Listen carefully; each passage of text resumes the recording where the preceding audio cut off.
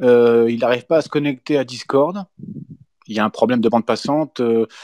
On lui demande un mot de passe, donc il est en train de s'arracher les cheveux, ça lui casse un peu les pieds. Et donc, il ne peut pas se connecter ni avec son téléphone, ni avec son ordinateur. Donc, il espère que ce sera résolu dans 24 heures et il s'excuse 1000 fois par avance auprès de vous tous. Eh ben alors, c'est toi, Greg, qui va animer. Bonsoir. Qui c'est qui va animer? C'est toi. Ah, je suis un très mauvais animateur. Tu es une bonne animatrice aussi. Il y a du monde. C'est ça. Ouais. Alors, en fait, il nous aura fait le coup encore dimanche. Non, mais là, il est embarrassé. Hein. Il m'a fait un audio et il est vraiment embêté là. Ça lui casse les pieds. Ouais. Donc, il s'excuse auprès de tout le monde. Il espère que dans 24 heures, ça sera résolu. Sincèrement. Je le dis de sa part. D'accord, merci.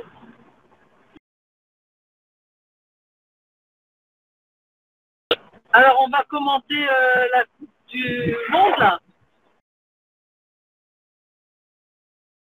Bah, vas-y, je t'en prie. Hein. On est nombreux. Il y a du monde là, apparemment, non?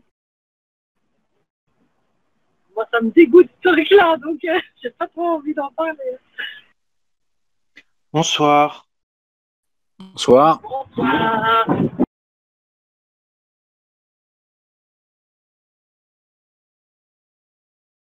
Bon, personne n'a la gueule de bois, j'espère, ici. Personne n'a fêté cette pseudo-victoire. Ça m'étonnerait. C'est vraiment lamentable ce qu'on a pu voir quand même. Hein. Toutes ces voitures défoncées. Oui. Ouais. Oh, est-ce qu'on a eu ça à Montpellier, des voitures défoncées? Non. C'est dans ta région qu'il y a eu ça. Mais c'est pas le 14 juillet, les voitures brûlées. Il y a le 14 juillet aussi, les voitures brûlées. Ça, c'est chaque année. Mais nous, ici à Montpellier, ça va? Non, il n'y a pas. Non, mais ce qui est désolant, c'est de voir que sur les chaînes d'infos en continu, j'ai jeté un œil pour voir un peu comment ils bavent là-dessus. Ils parlent que de bonheur, incroyable mais vrai. Et la France est mise à mal, des magasins mis à sac en région parisienne. Pas de policiers, rien. Voilà, on laisse faire. Ouais, oui. Tout va bien dans le meilleur des mondes. Oui, ils font 2 secondes là-dessus, ils continuent à se fendre la poire, comme si c'était anecdotique. Ils ont trouvé encore un sujet stérile, là, pour broder pendant des heures et des jours. Bon, ça va durer des mois, j'ai l'impression, oui. C'est leur spécialité, oui, comme tu dis, peut-être des années, comme tu dis.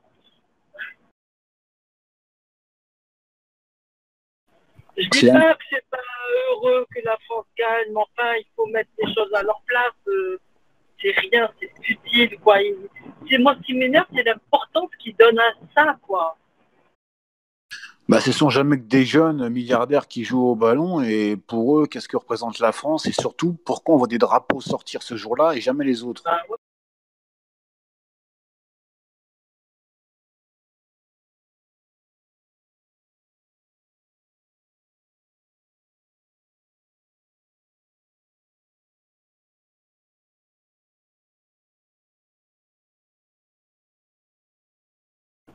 L'autre fois, j'étais sur le live de Greg.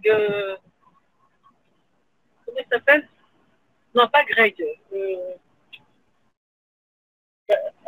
Il a un nom arménien, là. Je suis pas content. Greg Tabibian. Voilà, Eric Tabibian. Greg Tabibian. Greg, hein, c'est bien Greg, hein, je me suis pas trompé. Ouais, alors il y avait 2-3 personnes, dont un de l'UPR, ça se voyait, et puis un autre avec qui, soi-disant, un intellectuel, là, qui nous expliquait tout. Et pour lui, Macron faisait du bon boulot. Et donc, moi, je lui parlais de la maçonnerie, etc. À chaque fois que je lui parlais de la maçonnerie, il pouffait de rire. Non, mais c'est rien, la maçonnerie. Ils sont juste là pour réfléchir ensemble. Et je lui parle de la banqueroute. Je lui dis, mais non, les routiers n'ont aucun pouvoir. Ils sont pauvres. Ils sont dépassés par les milliardaires français. Ils n'ont aucun pouvoir. Il était persuadé de son truc. Voilà. Macron est très bien et Rothschild, ça n'existe pas. Il n'a pas de pouvoir. C'est complètement transparent, étant donné que personne n'en parle jamais nulle part et que Internet propage des fake news, soi-disant. Oui, c'est ça, tout de suite. Mais tu es dans le complot, arrête. C'est complotiste, c'est commencé à rigoler. J'étais la risée de leur Discord, là. Et l'autre, celui du PR, il faisait que parler de l'article 50, sortir de l'article 50. Et quand je lui dis, ça vous dérange pas que M. Asselineau, quand même, parle de République, la République, elle est quand même maçonnique, la maçonnerie, mais non, mais ça n'a aucun pouvoir, c'est un mouvement philosophique comme un autre. Hein. Ils vont pas dire le contraire, ils s'inscrivent automatiquement dans cette ligne de conduite s'ils veulent exister. Donc ça va devenir devenir une rente, juste une rente financière pour eux, et ça n'aboutira à rien. Ouais.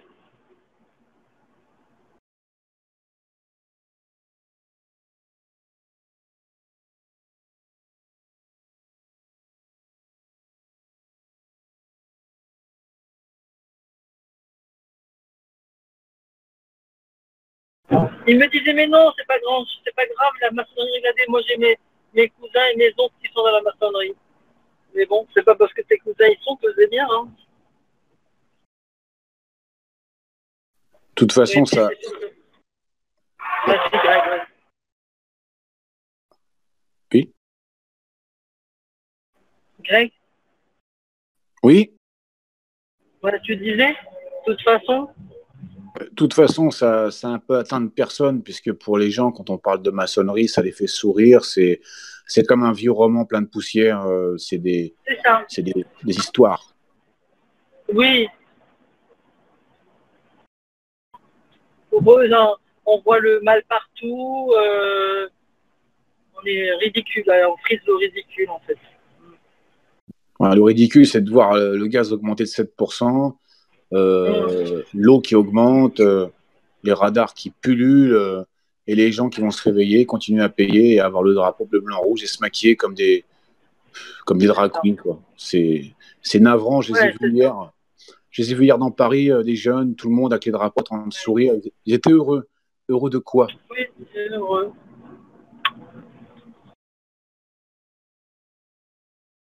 Déguisé en Obélix, avec des nattes.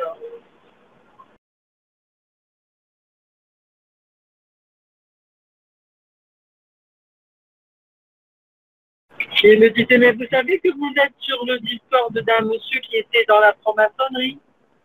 Je lui dis, oui, je sais. Mais bon, c'est déjà bien qu'il ait quitté.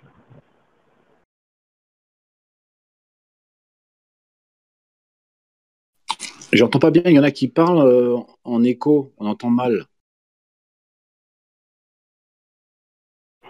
Ah, moi, j'entends personne, je t'entends que toi.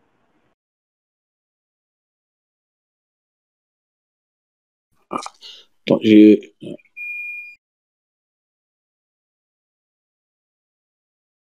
des problèmes de connexion à Discord, moi aussi. Moi, je suis en voiture, alors c'est pas évident.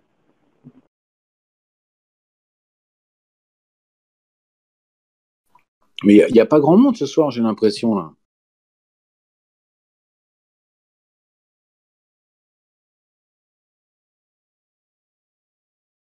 Marc, il est reparti. Il doit bouder, là.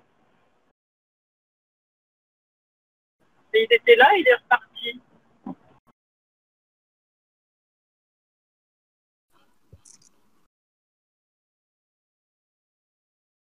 Donc, en gros, Greg, tu as bien regardé, toi, donc les mesures qui sont en train de se faire passer là pendant que les gens sont occupés par le foot et compagnie. Donc, tu parles des augmentations, là, du gaz. Qu'est-ce qu'il y a d'autre? Moi, j'oublie, j'ai plus de mémoire. J'entends des choses et puis j'oublie. Oui, le gaz qui augmente de 7%, il y a l'eau qui a augmenté, moi je l'ai vu sur ma facture d'eau. Bon, les radars qui pullulent, bon, c'est pas fini, hein, mais Macron continue à sourire, les gens applaudissent, c'est invraisemblable.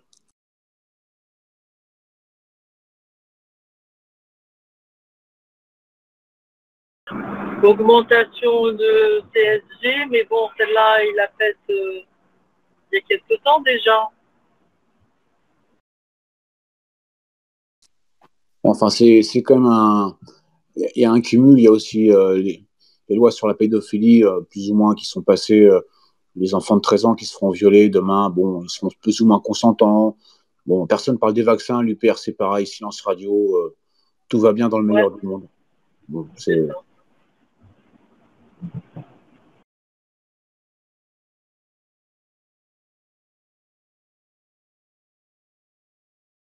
Autour de toi, tu as des gens qui témoignent pour le vaccin. Moi, autour de moi, j'ai eu 2 témoignages récents d'enfants qui étaient sains et juste après le vaccin qui deviennent autistes.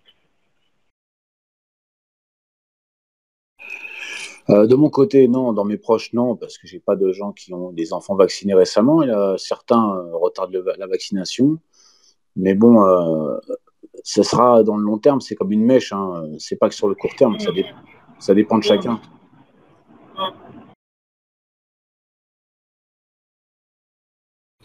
Mais il n'empêche que c'est devenu obligatoire et qu'on le paye, que ça nous coûte des milliards et que c'est insensé qu'on n'a pas à payer une obligation vaccinale. Ça n'a aucun sens.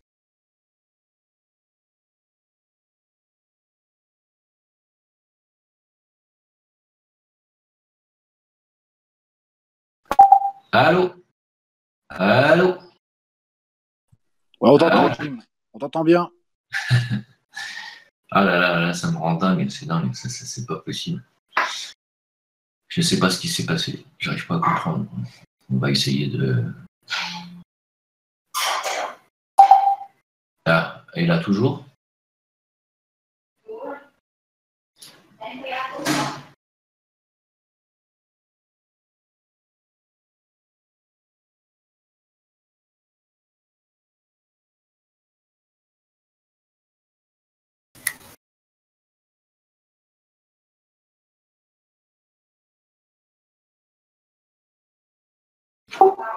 Là, vous m'entendez, là? Affirmatif. Ben voilà, c'est Alhamdoulilah. Bon, excusez-moi encore, hein, franchement désolé. Et du retard, et des problèmes techniques. Bon, du coup, Chafinette, elle est partie. Bon, bah, c'est dommage. Peut-être qu'elle va revenir. Est-ce que tout le monde va bien?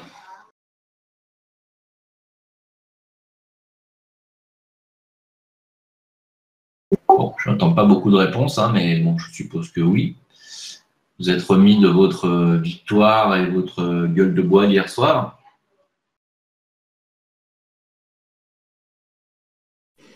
J'ai pas arrosé ça de mon côté, hein, je te rassure, c'était plutôt pathétique. Ah, la Croatie a bien joué quand même. Allez, on va pas être mauvaise langue. C'était quand même bien, cette liesse, cette foule en liesse dans les rues, qui partage un bonheur inexplicable, mais qui partage quand même un bonheur. Bon, c'est quand même beau. Il faut prendre le côté positif des choses, parce que si on prend le côté négatif, on n'arrivera pas. Parce que là, en même temps, évidemment, on m'appelle au téléphone, comme d'habitude. Voilà. Ah bah, pathétique, non, c'est pas pathétique de voir les gens heureux, mais bon, ce qui est pathétique, c'est le reste, c'est tout ce qui se passe dans le monde et tout le monde s'en fout, quoi. Ça, par contre, c'est pathétique. Que les gens ne descendent pas dans la rue pour des choses beaucoup plus graves, plus importantes, ça, c'est pathétique. Bah, qui prennent le drapeau français, qui s'enveloppent dedans une fois pour l'occasion et qui restent au placard tout le reste du temps, ça n'a aucun sens. Ça dénote un âge mental national qui est qu'en fait, en réalité, il n'y a que le football qui arrive à rassembler le peuple, quelles que soient ses origines. Et même quel que soit, j'allais dire, son niveau social. Donc, puisqu'il y a un président qui est debout sur une chaise, c'est hallucinant, quoi. Je veux dire, donc quel que soit le niveau social, ce sport est la seule chose en France, pour ne parler que de la France, mais je pense que c'est valable pour tous les autres pays, qui est capable de fédérer une joie générale. Voilà, il faut le dire. C'est comme ça. Une joie, un engouement, surtout, un engouement, un intérêt général. Bon, je pense qu'il faudrait élire un footballeur comme président. Moi, je ne sais pas. On en est là. Ça donne, si on regarde un petit peu, si on fait juste une analyse lucide, froide de ce qu'on voit là, en enlevant le côté émotionnel, hein, on voit une humanité finalement qui se rassemble dans la joie autour d'une baballe de 11 joueurs et d'un filet. C'est ça, quoi. Bon, ça en dit long sur une société, ça en dit long sur l'humanité, ça en dit long sur son âge mental. Et puis, ouais, effectivement, après hier soir, après le bonheur national, ça a été open bar pour toutes les racailles de France qui se sont donnés à cœur joie au pillage, etc. Je viens de faire une vidéo que je voulais poster, mais évidemment, comme ils m'ont coupé Internet au même moment, vous n'avez pas pu la regarder. J'ai fait une vidéo là-dessus avec tous les rapports et toutes les arrestations qu'il y a eu hier soir. Et puis, il faut dire ce qui est, encore une fois, quitte à passer pour un raciste. Hein. Moi, j'ai vu les photos, j'ai vu les vidéos. Il n'y a quasiment pas un blanc parmi les pilleurs, il faut le dire. Hein. Donc, il y a un gros problème avec l'immigration, et puis ils sont en train de s'en rendre compte. Voilà, c'est tout. Bon, après, tous ces gens-là qui sont venus piller hier soir ne sont pas des gens qui se sentent français et qui se sentent représentés par une équipe de foot. Eux, par contre, ils ont d'autres choses à penser. Alors, vous allez me dire, piller des magasins, oui, mais ils sont tellement dans la pauvreté et la précarité qu'ils n'ont plus que ça à faire. Et je pense que le jour où la France ou les Français ne pourront plus se nourrir correctement, ils en seront là. Eux aussi. Donc, effectivement, le bilan de la journée d'hier, c'était pas très, très glorieux sur le plan humain, quoi. Pas très, très beau, quoi.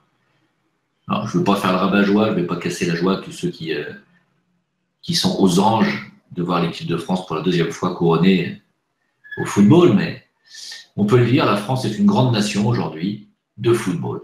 Voilà, c'est tout. Ça s'arrête là. Je ne sais pas si elle est si grande que ça. Quand on voit dans les journaux télévisés les saccages qu'il y a pu y avoir, je vois ça dans aucun autre pays, et aucune intervention. Ça fait 2 secondes et après on continue à sourire. Ça interpelle personne. Et c'est vrai que c'est beaucoup de personnes d'origine étrangère, malheureusement. Mais ils viennent là. Demain, s'il y a un désordre quelconque, comment ça va se passer? Il n'y a pas d'ordre. Si, au contraire, il y a de l'ordre, puisque quand Dieudonné a voulu jouer dans un jardin, dans une ville, là, c'était je ne sais plus où c'était exactement, ils ont envoyé 14 camions de CRS et 40 policiers armés jusqu'aux dents pour disperser les clients, le public de Dieudonné. Donc, il y a de l'ordre. C'est hallucinant. Il y avait Sescar avec des armes lourdes, je crois, et il a dû jouer devant le local poubelle. Ça n'a aucun sens. Ça n'a aucun sens. Et il y a le laisser-faire et on s'acharne sur un humoriste, oui, effectivement. Ça ne me donne pas envie de me réjouir, personnellement. Ah non, ça ne me donne pas non plus envie de fêter là. Non, moi je suis très inquiet sur ce qui est en train de se passer en France, effectivement. Il y a Olivier qui nous écrit que les lois du football ont été codifiées par des francs-maçons. Ça serait bien qu'il nous explique ça, mais il ne parle jamais, Olivier. Il ne veut pas prendre la parole. Oui, Olivier, prends la parole.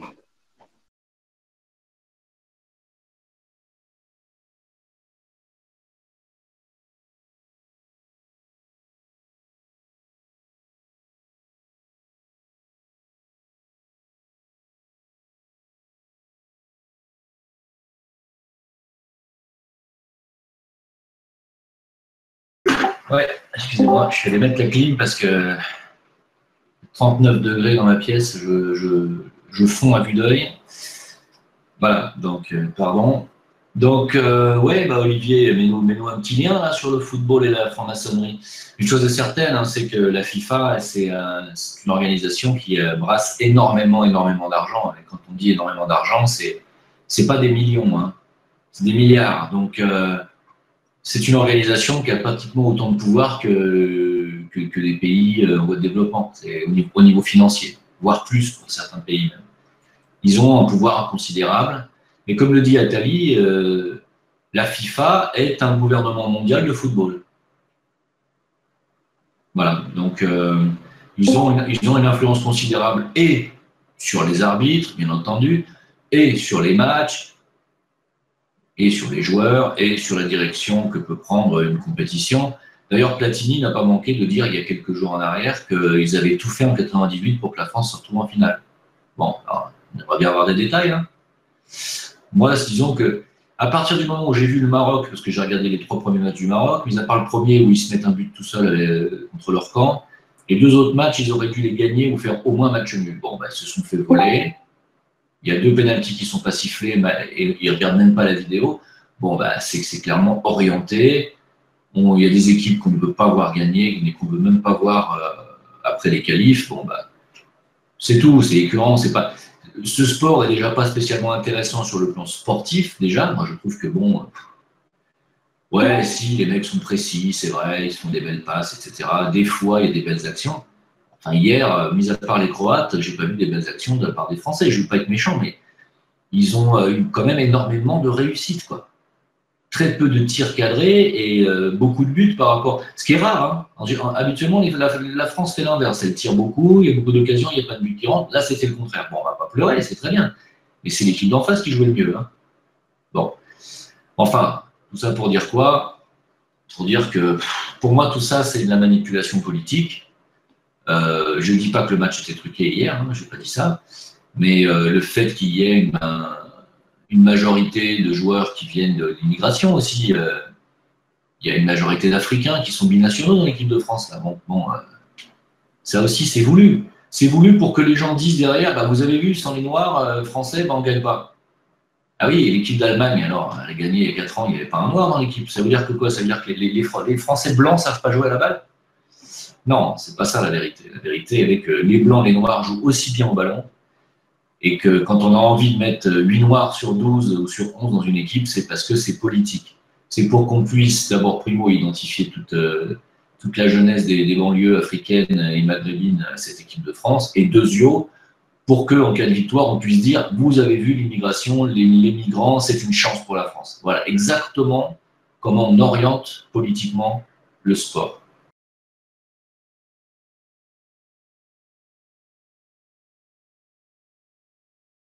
Oui, c'est ça. Si les Noirs jouaient mieux que les Blancs, toutes les équipes africaines seraient championnes du monde, ce qui n'est jamais arrivé dans l'histoire.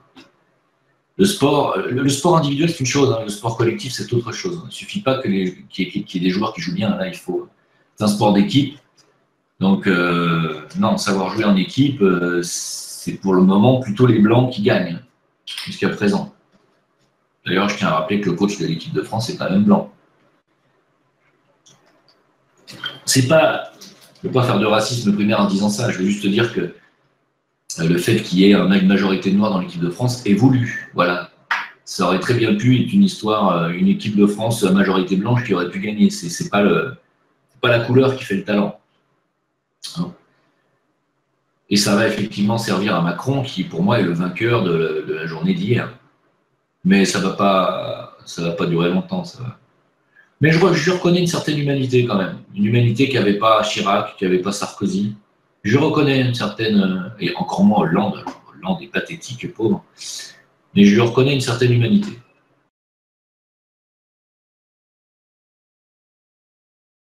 Ah, bah je vois que Chafine était revenu. Coucou Chafi. Oui, coucou Jim. Ça y est, on se voit. Ça va. Enfin. Ah ouais, bah je suis désolé la dernière fois. Franchement, j'ai posé double lapin à tout le monde. C'est pas grave. Vraiment, un grand pardon. J'ai été pris dans un guet-apens. Je pouvais vraiment pas. Je pouvais rien faire. Et comme j'expliquais, quand j'essaie de me connecter avec Discord, avec mon portable, mon téléphone portable, ben, selon où je suis placé, en fait. Alors, si c'est chez moi, bon, pas de problème. Mais si je me connecte à Discord d'un autre endroit, Discord me dit vous êtes connecté d'un endroit inconnu, veuillez confirmer que c'est bien vous. Et ces cons-là me demandent une confirmation en m'envoyant un mail que je ne reçois pas sur mon téléphone portable. Donc, il m'est impossible de confirmer que c'est bien moi, donc je ne peux pas me connecter sur Discord d'un autre endroit. C'est incroyable cette histoire-là, je vous assure. Ce qui fait qu'en fait, je peux aller sur Discord que sur mon ordinateur, chez moi, dans mon bureau. Voilà, j'ai absolument pas le choix. Puisque je suis avec toi, Jim, je voulais te poser une question, s'il te plaît, sur l'homéopathie.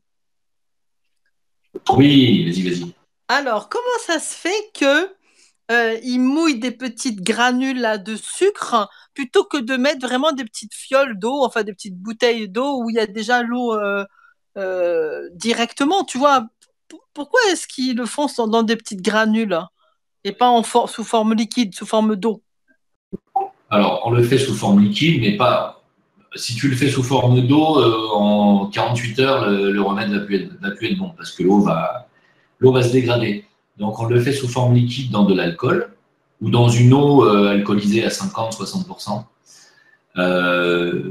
Donc, on prend de l'alcool pur et on dilue avec au moins 50% d'eau, enfin, au maximum 50% d'eau, c'est-à-dire plus d'alcool que d'eau.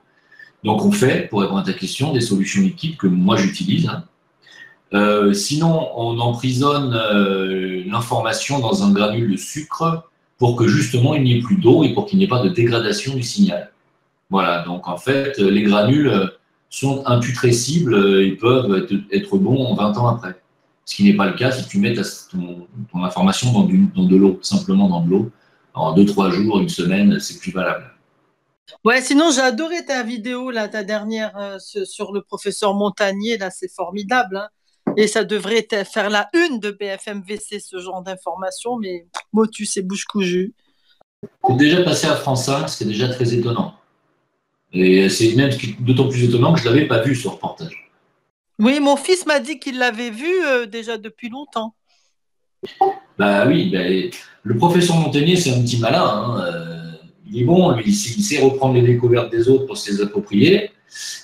Mais en tout cas, ce qu'il y a de bien chez lui, ce qu'il y a de bien dans l'exemple que j'ai pris, c'est que c'est un prix Nobel, donc c'est un vrai scientifique. On ne peut pas dire que je prends pour une fois des exemples à la mort moelleux avec des gens qui ne sont pas crédibles.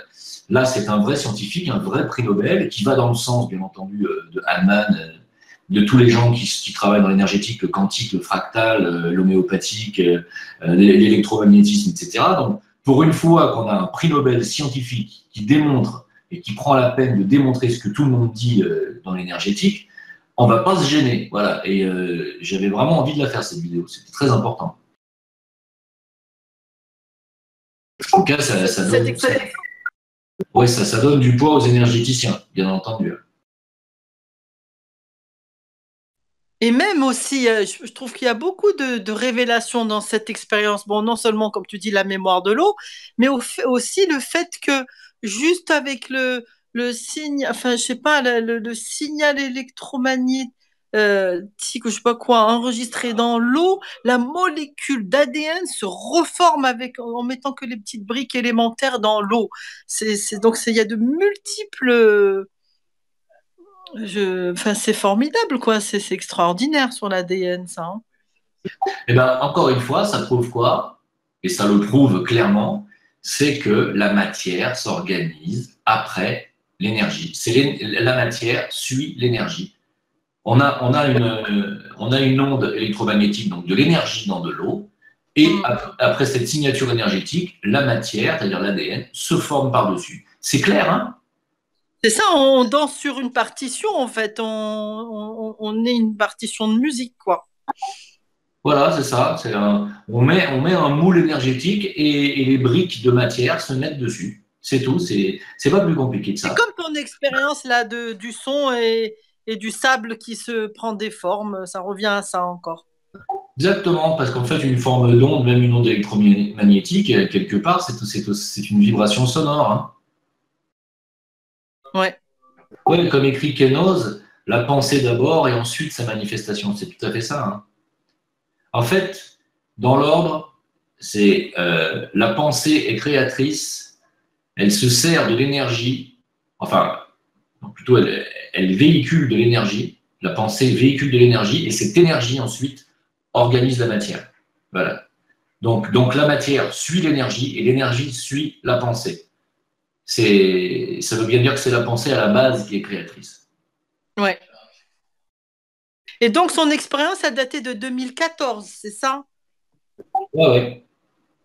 Et tu te rends compte, depuis 4 ans, voilà, on n'en parle nulle part, ça n'intéresse personne.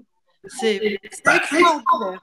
Bah, en fait, si vous regardez le reportage de 52 minutes, parce que moi j'ai fait un montage, il le dit quand même dans la vidéo, Montagnier, que on lui met des bâtons dans les roues, que Benveniste, celui qui est à la base de ces découvertes, lui, on a tout fait pour qu'il crève dans la pauvreté et dans l'ignorance la plus totale, et dans le blackout le plus total. Et puis bon, lui, on peut pas trop l'emmerder parce qu'il a un prix Nobel, mais on va pas trop aller crier sur les toits ses confirmations scientifiques. Voilà, il le dit. Il fait peur à tous les lobbies chimiques. Bon, mais j'ai encore une très bonne nouvelle ce soir, figurez-vous. Vas-y. Alors, attends. Avant de le dire, je vais chercher le lien tout de suite pour vous le mettre.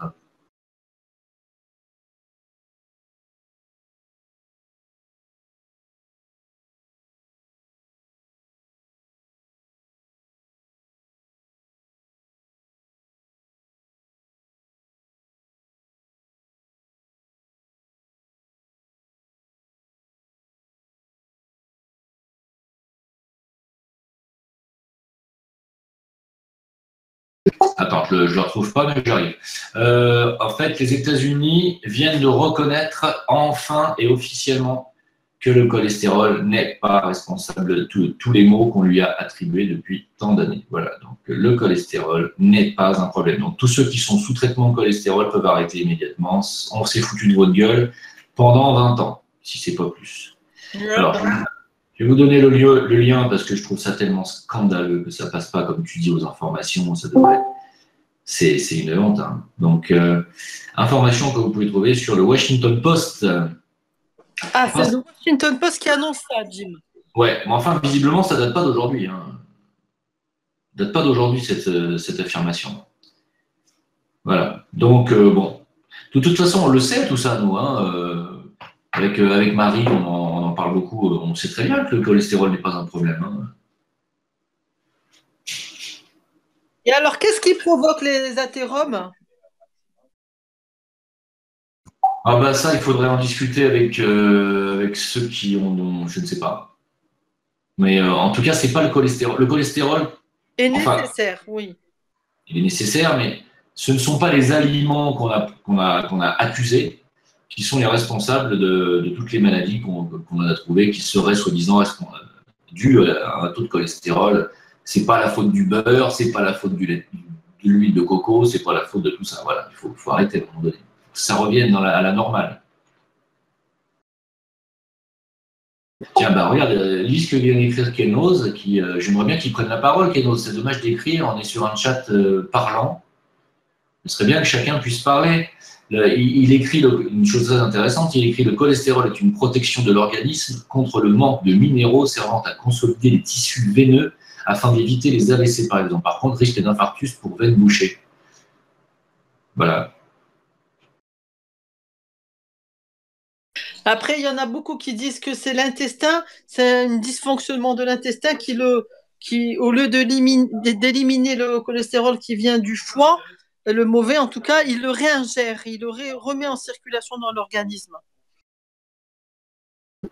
Moi, je vois plutôt ça comme un dysfonctionnement effectivement du foie, hein, qu'une alimentation trop riche en certains aliments. De toute façon, tout dépend de l'alimentation que vous avez, mais pour quelqu'un qui ne fait pas d'excès particulier et qui n'est pas obèse et qui n'est pas dans l'excès permanent dans l'alimentation grasse et saturée, il n'y a aucune raison que le cholestérol soit la base de ces problèmes. Il n'y a aucune raison. Alors non, mais par rapport au doigt que j'ai mis là, je me suis trompé, ouais, je voulais mettre un pouce levé. Et j'ai mis un majeur levé, excusez-moi. 7Gem qui demande qu'est-ce qu'on pense de toutes ces catastrophes naturelles actuellement sur Terre. Écoute, est-ce que vous avez vraiment la preuve qu'il y a plus de catastrophes actuellement qu'il y en a toujours eu? Moi, je n'ai pas l'impression qu'il y ait plus de catastrophes actuellement que les années précédentes. Par contre, cette année, on a un climat étrange, très étrange.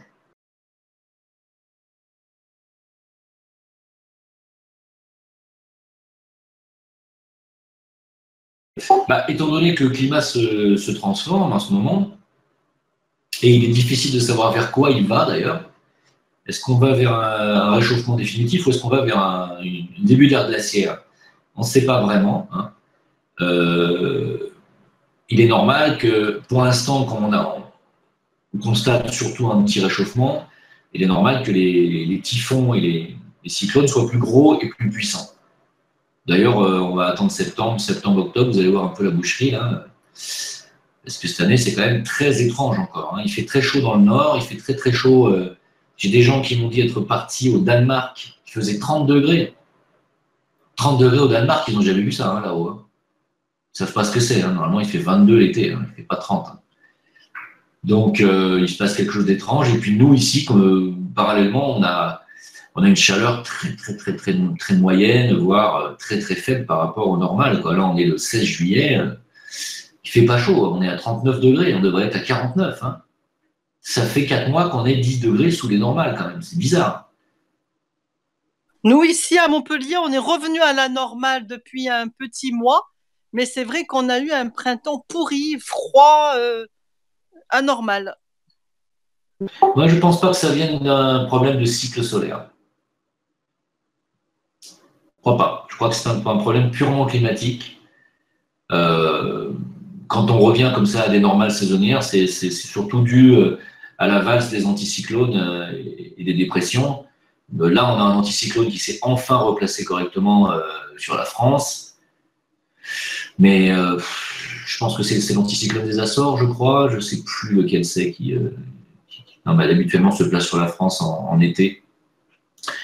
Nous, la France est entre l'anticyclone de Sibérie et l'anticyclone des Açores, je crois. Bon, là, il y a un problème. Les anticyclones se déplacent, ils sont perturbés. Il y a le Gulf Stream qui, paraît-il, est en train vraiment de ralentir, et ça, c'est un gros problème. Le fait qu'il fasse 29 degrés dans le nord de la France, hein, on le sait, c'est pas une température normale. Non, je ne sais pas. Je ne sais pas. Je pense qu'on n'a pas assez d'éléments encore pour pouvoir conclure quelque chose par rapport à ce qui se passe sur la planète. On ne peut pas juger sur une seule année. Une seule année pour la planète, c'est même pas une respiration, hein. C'est inspiration, expiration. Hein, donc,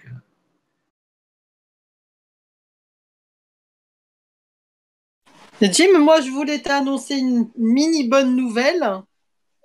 Mon mari qui souffrait depuis des années, d'hémorroïdes et puis d'un espèce d'abcès là sur la paupière qu'on n'arrivait pas à soigner depuis des années.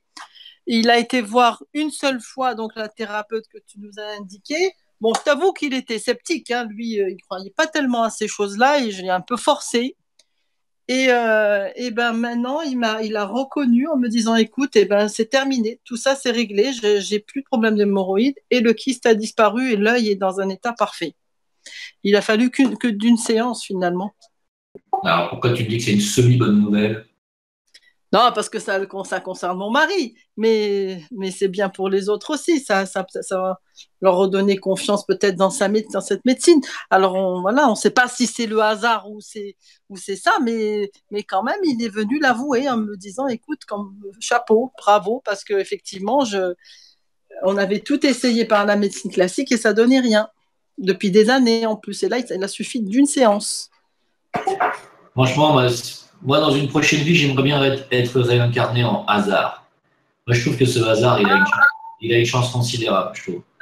Ça, c'est vrai que mon mari, c'est Monsieur Hasard. Hein. C'est son truc, c'est sa religion. Quand la chimie et les docteurs peuvent rien, on dit non, il n'y a pas de traitement. Et puis, quand on les emmène chez quelqu'un qui leur fait prendre des granules avec du sucre et puis qui guérissent, ils disent ça doit être le hasard. C'est sidérant. Moi, je trouve quand même qu'il y a un manque d'honnêteté intellectuelle chez les personnes qui. Alors, je ne parle pas de ton mari, puisqu'il a reconnu. Hein, oui, il a reconnu quand même. Je parle des gens qui ne veulent pas reconnaître qu'il puisse y avoir des liens de cause à effet entre les remèdes et les guérisons, ou parfois même l'inverse. Par exemple, ces deux personnes qui m'ont contacté en privé pour me dire que leur bébé est mort. Enfin, le bébé de leur sœur pour l'un et le bébé d'un ami pour l'autre. Les deux bébés sont morts 24 heures après la vaccination qui a commencé en juin. Là. Ils m'ont dit que ça fait des mois qu'ils leur dit, qu'ils avaient averti, qu'ils leur avaient passé mes vidéos, celles de John Rock, pour les avertir de ne pas vacciner les bébés à 2 mois, etc. Et qu'il n'y avait rien à faire, ils étaient sceptiques, ils voulaient absolument les vacciner, nanana. Et que quand ils sont morts, les bébés, eh bien, tout ce qu'ils ont trouvé à dire, c'est « Oui, mais le docteur nous a dit que c'était la mort subite du nourrisson, que ça n'a rien à voir avec le vaccin. » Mais qu'est-ce que vous voulez que je vous dise, moi? Non, mais c'est dingue. Je veux dire, les gens sont bouchés, quoi. Et que ce soit d'une manière ou d'une autre, ils sont bouchés. Quand c'est tellement, ils sont tellement à fond dans l'industrie chimique des médicaments qu'ils ne peuvent pas concevoir que ces médicaments peuvent tuer. Alors que quand tu te renseignes un petit peu sur les maladies iatrogènes, hein, les effets secondaires, tu t'aperçois que c'est quand même responsable d'un bon nombre de morts sur toute la planète chaque année. On pourrait même dire que c'est une cause de mortalité principale, voire secondaire après les cancers et les maladies cardiovasculaires. Donc c'est quand même énorme. Alors si vous voulez des noms de thérapeutes, que ce soit Chafinette, que j'ai envoyé chez ma formatrice, ou que ce soit chez un thérapeute qui est sur Paris, puisque ma formatrice, elle est sur le sud de la France, il y a un autre thérapeute qui est sur Paris, vous écrivez en privé, hein, on ne vous donnera pas ces informations-là sur le mur. Et c'est vrai que pour moi, Jim, j'avoue que je tolère beaucoup plus les fruits qu'avant. C'est pas tolérance totale, mais je trouve qu'il y a du mieux. Il y a du mieux, je tolère beaucoup mieux. Alhamdulillah. Alhamdulillah. Ben, oui, alors je ne sais pas quelle était ta problématique, mais si c'était des problèmes intestinaux ouais, c'est ça. Ouais, donc bah, totalement, c'est sûr. Et puis il y a un pH qui se rééquilibre ensuite, donc tu vas être moins sujette à des problèmes d'acidité. Il y a Kenos qui demande pourquoi TF1 ou BFM TV ne parlent pas des cas de bébés qui sont morts après le vaccin récemment. Ben, parce que ils s'en foutent. Parce qu'ils veulent pas. Parce que ce sont des chaînes de télévision qui sont à la botte des mêmes que ceux qui nous vendent des vaccins et des produits chimiques. Ils ne veulent pas véhiculer ce genre d'informations, ils ne veulent pas faire peur aux gens. Parce qu'on est en pathocratie maintenant, Jim. Ah, c'est nouveau ça. C'est le nouveau mot. Pathocratie, ça veut dire quoi? C'est les pathologistes, les pathologiques, les malades mentaux là, qui nous dirigent. Ok. Tu sais, ça c'est Drac, Michel Drac qui a dit ça dans une de ses dernières vidéos. Moi, je trouve qu'on est en voyoucratie et que la voyoucratie, les voyous, ça englobe aussi bien les voyous du bas que les voyous du haut. C'est pareil. Pour moi, que ce soit les Rothschild ou que ce soit une racaille qui pille un magasin, je ne vois pas la différence. C'est la même racaille. C'est des voyous, quoi. Voilà. Leur place, elle n'est pas en liberté, quoi.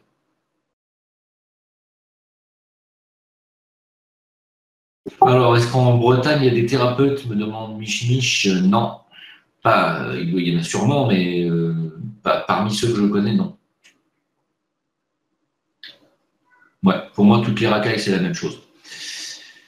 Voilà, c'est des gens qui devraient être mis hors d'état de nuire et rééduqués. Voilà, et c'est valable aussi pour les Rothschild. Hein, parce que pour les Soros, je ne sais pas si vous avez écouté George Soros, mais alors lui, il s'inquiète de la réussite de Donald Trump. C'est tout ce qu'il a à faire dans sa vie. C'est s'inquiéter de la réussite d'un président.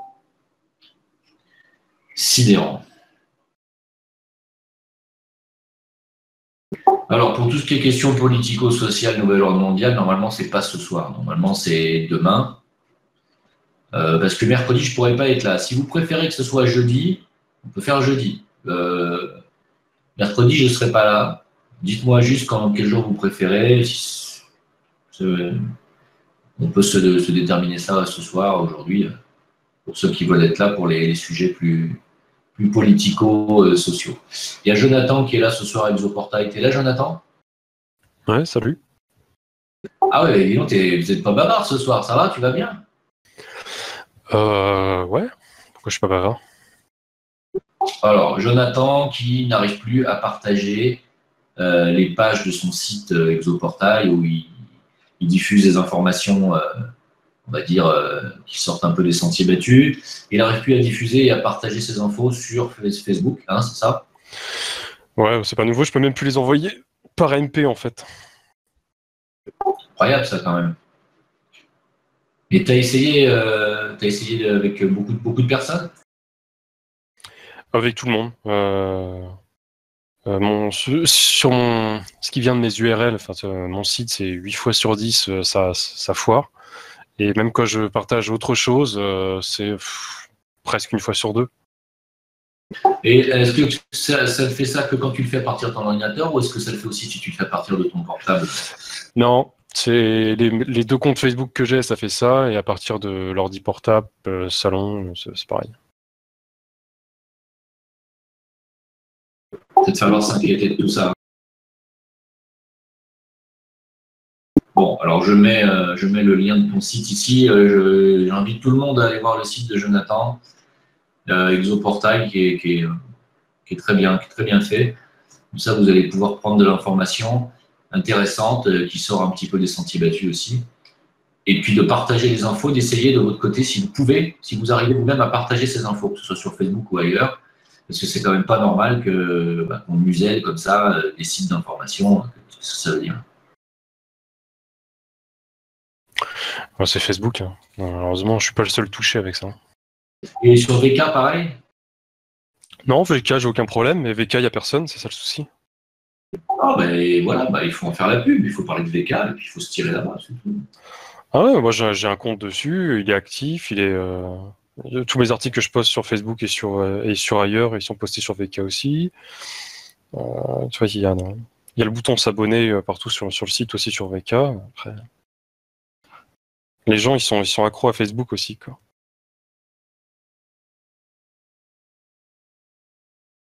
Après, les gens sont pas obligés de partir de Facebook pour aller sur VK, mais au moins dédoubler, tu vois. Enfin, je dis pas que pour moi, hein, je dis pour tout le monde.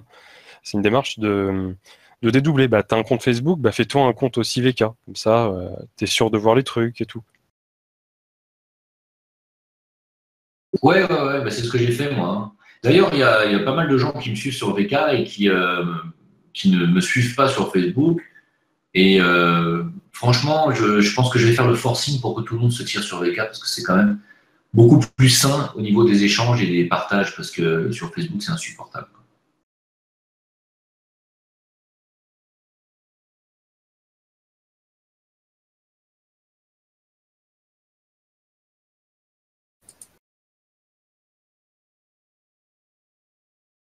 Alors, la question sur l'Advaita Vedanta de Kenoz. Oui, oui. Ouais, c'est une doctrine uniciste. Ouais, oui, c'est bien. Enfin bon, moi, ça m'apporte. Enfin, ça me parle pas. Voilà, ça me parle pas spécialement. C'est pas ma tasse de thé.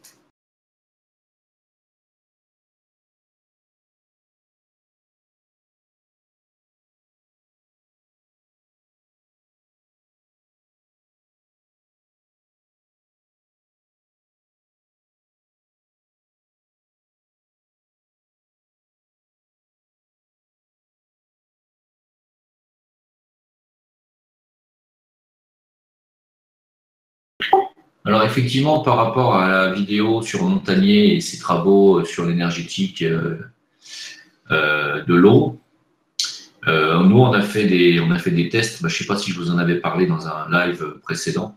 Je crois que j'en ai parlé sur un live YouTube. Vous savez, quand on teste au pouls, quand on teste les remèdes au pouls, alors c'est quand même. Moi, j'encourage tout le monde à essayer cette technique. Hein. Faites-le hein, si vous avez une famille, des enfants, une femme, un mari, je ne sais pas. Essayez de vous entraîner à ça.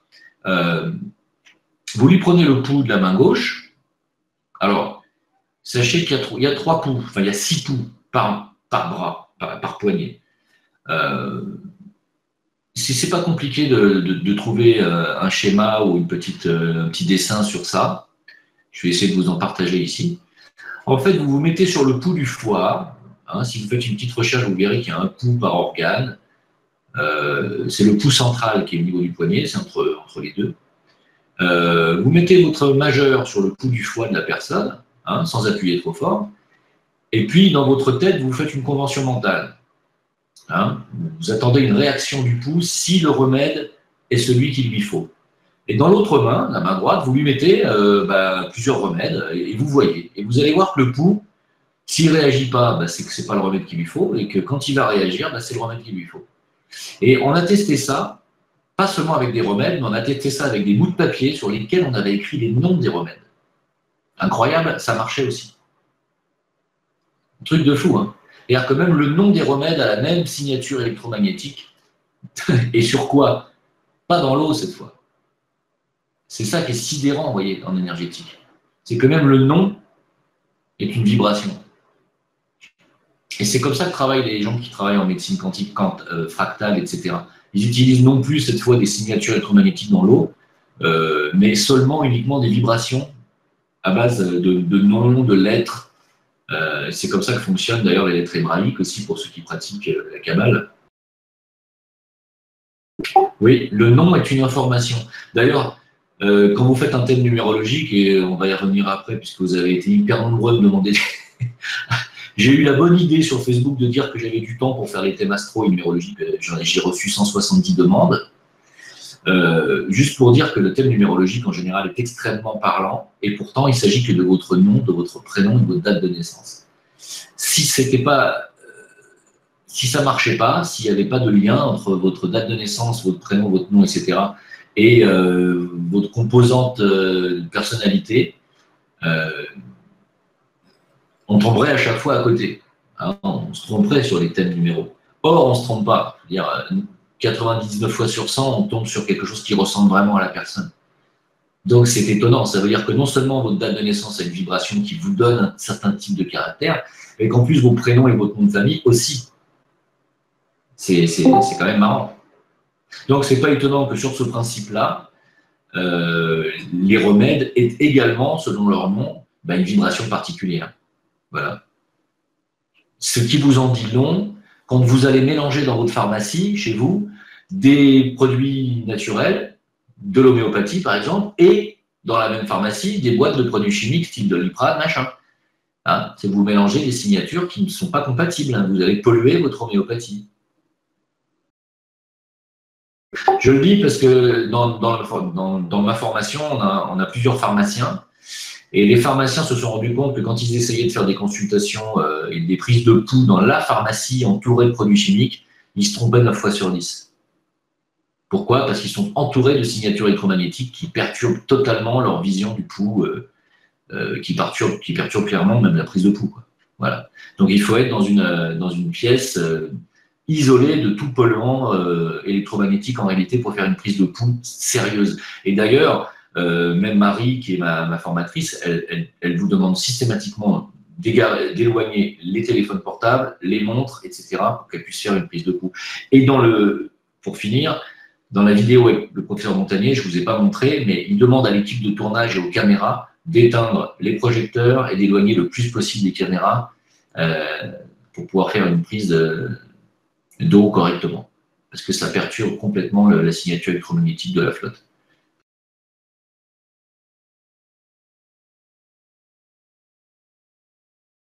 Tout ça, c'est la médecine du futur. Hein. Alors, cette histoire de 5G, Jim, apparemment, il y a Marseille et Bordeaux, je ne sais plus quelle ville, en test déjà. Donc, tu penses qu'ils vont utiliser ça aussi pour perturber? Ouais, difficile de savoir s'ils utilisent ça pour perturber ou si ça perturbe de fait, puisque de toute façon, les fréquences deviennent de plus en plus puissantes, donc fatalement, les pollutions aussi. Une chose est certaine, c'est qu'il n'y a pas assez de précautions. On ne prend pas assez de précautions avec ça. Comme on n'en a pas pris assez avec l'amiante, avec les rayons X à une époque, etc., etc. Il n'y a pas assez de précautions, surtout sur les gosses. Difficile de savoir ensuite si c'est fait exprès ou pas. Peut-être que Jonathan en dira plus que moi sur ce sujet. Pardon, je disais un truc, c'est quoi la question? Est-ce que le fait que la 5G est extrêmement polluante est fait exprès ou...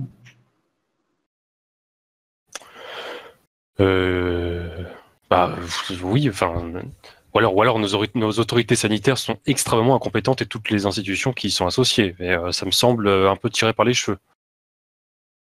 Soit ils sont corrompus et que le profit passe avant la santé, ce qui peut être une interprétation. Quand on inspecte plus large, moi j'y vois une volonté. Hein.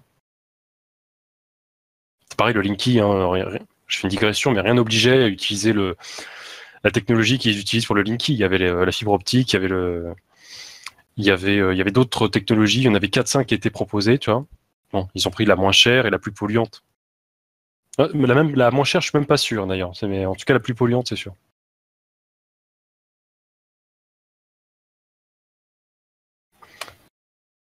Et ouais, la 5G, ça va être bien dégueulasse parce que il y a une multiplication des antennes à courte portée. Je crois que c'est le principe. Donc, toi, tu disais que c'était en test où? À Lyon? Non, c'est Marseille? Oui, je crois Marseille et Bordeaux, si je me trompe pas. Alors, on m'a dit il y a 2 semaines que c'était aussi en test dans certains arrondissements de Paris. Je sais pas si c'est véridique ou quoi, j'ai pas vérifié l'info. Pardon, excuse-moi, de quoi? On m'a dit que c'était en test dans certains arrondissements de Paris. Et je n'ai pas vérifié l'info. Je suis en train de lire le post de Clem Xlem qui a écrit tout à l'heure. Il m'a écrit à moi de ne pas parler d'électromagnétisme quand je parle de ça, parce que c'est pas ça l'électromagnétisme. Je suis désolé, mais dans les tests scientifiques du professeur Montagnier, il parle bien de signatures électromagnétiques dans l'eau. C'est pas moi qui le dis. Donc, à partir de la 5G, que ce soit le Linky, la 4G, le Wi-Fi, tout ce que vous voulez, le Bluetooth, de toute façon, ce sont des ondes électromagnétiques. Voilà. Donc, comme on est des êtres, comme vous l'avez compris, composés de cellules, de bactéries, etc., qui fonctionnent clairement avec une vibration, une onde électromagnétique, je ne vois pas pourquoi on ne serait pas perturbé par toutes ces technologies. Évidemment qu'on est perturbé, c'est évident. Hein, je connais des gens qui n'arrivent plus à dormir du tout, moi.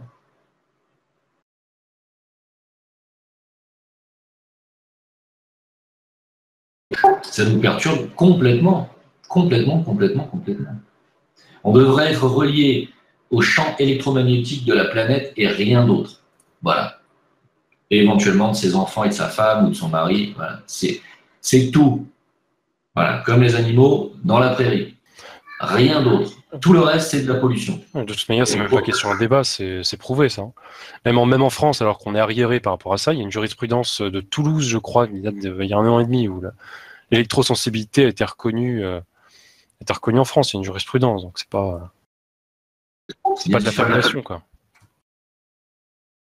Complètement. Donc, fatalement, pour tous les gens qui me demandent si ça va être ci, si ça va être ça, oui, c'est évident. C'est évident. Et comme effectivement la puissance de ces antennes augmente, oui, ça va être encore plus gênant qu'avant, c'est sûr. Alors oui, j'ai vu cette vidéo de Mind Control où il dit qu'il y a des gens qui disent que la 5G sera mortelle, etc. Bon. Moi, je pense qu'il ne faut pas voir des démons et des sorcières partout. Il y a des avancées technologiques, il y en a toujours eu, il y en aura toujours, et l'humanité s'adaptera toujours. Il y aura des dommages collatéraux, c'est plutôt des dommages latéraux, là, dans un sens. Mais l'humain a cette capacité de s'adapter de toute façon. On arrive même à s'adapter en mangeant de la merde pendant 40 ans et on arrive à pas mourir tout de suite. Donc c'est qu'on a vraiment un corps qui est extrêmement adaptable. On s'adaptera. Notre corps éthérique s'adaptera. Ça donnera des bouleversements, mais il s'adaptera. Après, quelles conséquences ça aura sur la santé, ça, on verra. Pour moi, c'est évident que tout ce qui est problème d'ordre électromagnétique a surtout un impact sur le système nerveux.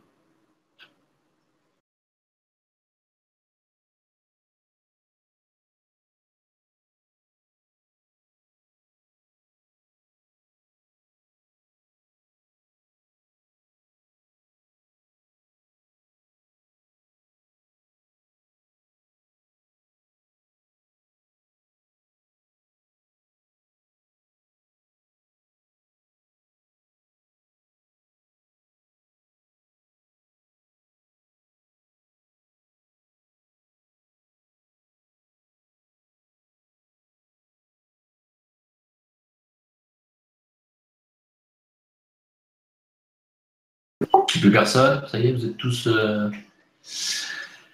Non?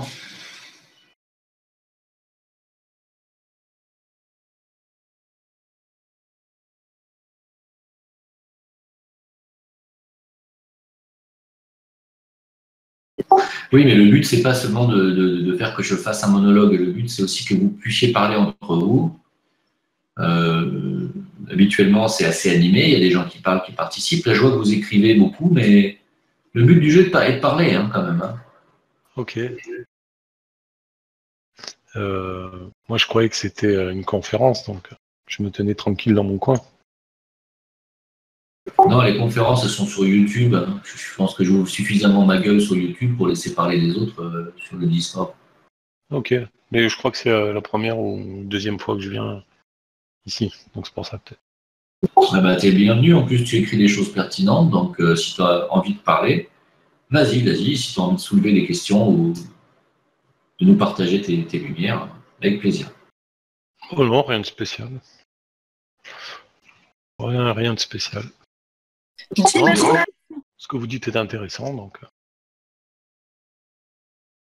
Pardon. Jim, est-ce qu'en médecine chinoise, on écoute aussi carrément les battements du cœur? À partir du moment où on prend le pouls, oui, bien sûr. Non, mais je veux dire la main sur la poitrine, tu vois. Ah non. Non, on prend tous les pouls de tous les organes, donc on a le pouls du cœur aussi, hein, qui n'est pas le pouls radial. C'est le pouls de la loge. En fait, c'est ce que j'essaie de faire comprendre aux gens à qui je parle de médecine chinoise, en fait, parce que je me suis retrouvé le week-end dernier à parler avec 3 personnes qui étaient extrêmement malades, et c'est pas un hasard si on me les met à ma table, des gens que je connais pas, et qui me disent qu'ils n'arrivent plus à guérir, qu'on les opère de partout, ça fait 10 fois qu'on leur enlève une tumeur à tel endroit. Et bien, qu'est-ce que je fais? Moi, au bout d'un moment, je leur parle de médecine énergétique, et puis ils me rient un peu au nez en me disant « Oh oui, ça c'est mignon. » Et puis, ce qui se passe, c'est qu'au bout de 2-3 minutes, je prends mon téléphone et je leur montre un croquis du méridien de l'estomac, par exemple, puisque cette personne avait que des problèmes sur des endroits où passe le méridien de l'estomac. Et je lui dis, vous n'avez pas de problème d'estomac, tout hasard? Ah bah si, je peux plus digérer, je peux plus rien bouffer depuis 20 ans. Voilà, bon. Et je lui montre le schéma et je lui dis, ça vous parle, ça? Et je lui montre les circuits du méridien de l'estomac qui passe exactement là où il a mal. Il m'a dit, ah bah si, c'est là que j'ai mal, exactement là. Je dis, bah voilà, vous savez ce que c'est ça? Non. Alors je lui explique. Et quand je lui explique comment fonctionne cette médecine, ils sont bouche bée, en fait. Parce qu'il n'y a rien à dire, c'est tellement logique, en fait. Et quand tu me parles de pouls, nous, quand on parle d'organes, si je dis par exemple à une personne qui est fatiguée, qui a tout le temps froid, qui a tendance à avoir le dos qui se courbe, mal de dents, des problèmes ORL en permanence, etc., si je lui dis qu'il a un problème de rein, il va me dire non, pourtant j'ai passé des examens, j'ai pas de calcul, j'ai rien au rein. Mais oui, je ne parle pas de l'organe rein. Nous, en médecine énergétique, on parle de l'énergie du rein. C'est pas la même chose. Et c'est ce que j'essaie de faire comprendre aux gens.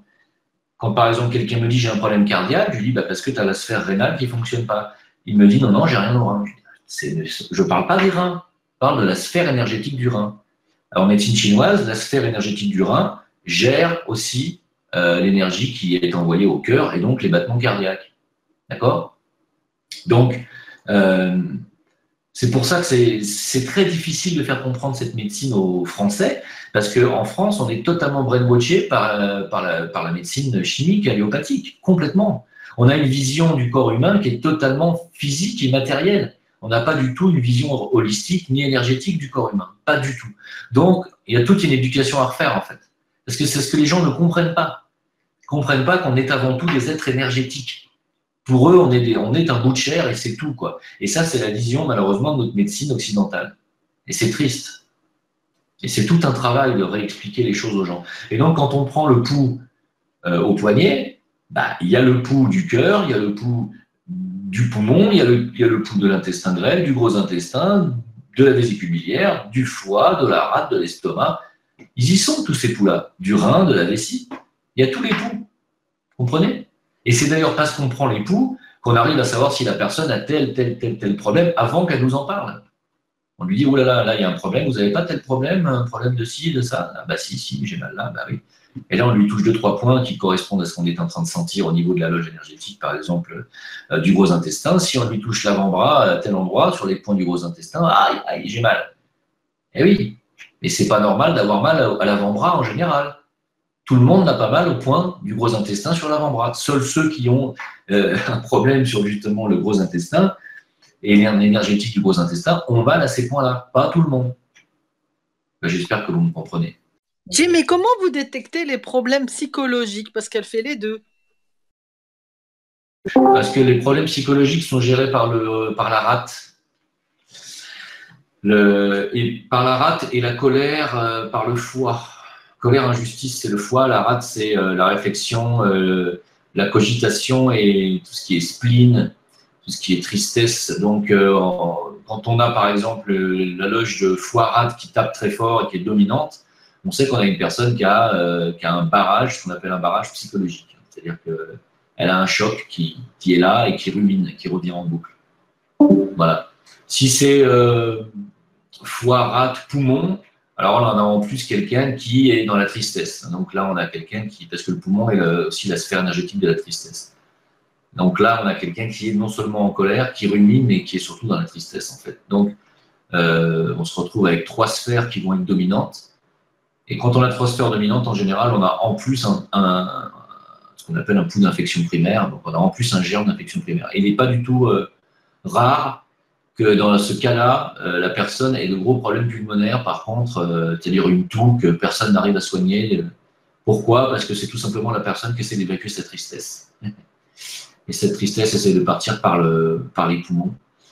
Et quand ça dure trop longtemps, cette tristesse-là se reporte sur l'intestin grêle, qui est l'organe atelier du poumon. Et donc, à ce moment-là, on a une personne qui, en plus, a de gros problèmes intestinaux ensuite. Ah, c'est compliqué, hein, l'énergétique chinoise. On est des êtres compliqués, il ne faut pas croire. Tout ce qui est problème musculaire, comme me demande Boudi, tout ce qui est problème musculaire dû au foie. C'est le foie qui gère tous les muscles dans le corps humain.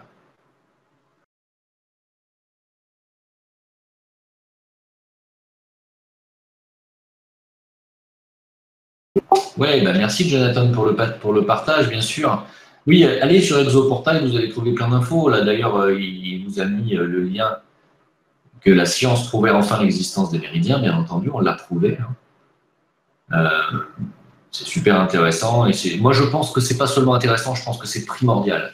Je pense que tout le monde devrait avoir ces planches de méridiens pour comprendre où passent les énergies de tel organe dans le corps. Tout le monde devrait avoir ça. Mais on devrait avoir ça depuis qu'on est à l'âge de 9-10 ans. On devrait savoir ça. On devrait savoir disperser ses propres points et on devrait être capable d'interpréter quand on a mal souvent au même endroit d'où ça vient, de quel organe. On devrait être capable soi-même de se soigner déjà.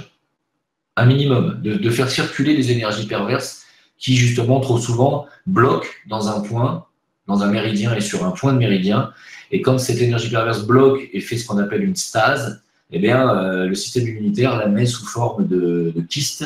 Et le kyste qui peut devenir malheureusement plus gros que le kyste, qui peut devenir tumeur et qui peut devenir cancer. Hein, parce que le cancer, une tumeur ou un kyste, ou même ne serait-ce qu'un bouton, ce qu'on appelle un bouton, hein, c'est tout simplement de l'énergie perverse que le système immunitaire met sous forme de réservoir quelque part, parce qu'il ne sait pas l'évacuer, il n'arrive plus à l'évacuer. C'est ça, hein, tout simplement. Hein. Donc quand vous repermettez à l'énergie de circuler et de s'évacuer correctement, par les émonctoires, hein, parce que l'énergie, quand elle circule correctement, elle s'élimine par les émonctoires, que sont la peau, le système ORL, la bouche, le nez, et puis le système digestif, hein, le pipi, le caca. Hein. Donc c'est ça les émonctoires. Et aussi le cuir chevelu. On élimine aussi beaucoup de toxines par le cuir chevelu, par la transpiration. Voilà. Donc l'énergie perverse, elle doit sortir par les émonctoires. Donc quelqu'un qui transpire beaucoup et qui me dit « Oh là là, qu'est-ce que j'arrête pas de transpirer ?» ben, c'est parce que tu as beaucoup d'énergie perverse à évacuer et que ton système immunitaire l'évacue très bien. Donc tant mieux. Quelqu'un qui ne transpire pas, et si c'est quelqu'un qui a des problèmes de santé, qui ne transpire pas et qui ne fait pas pipi, qui a du mal à aller à la selle et qui n'a pas d'évacuation, et quelqu'un qui a du souci à se faire.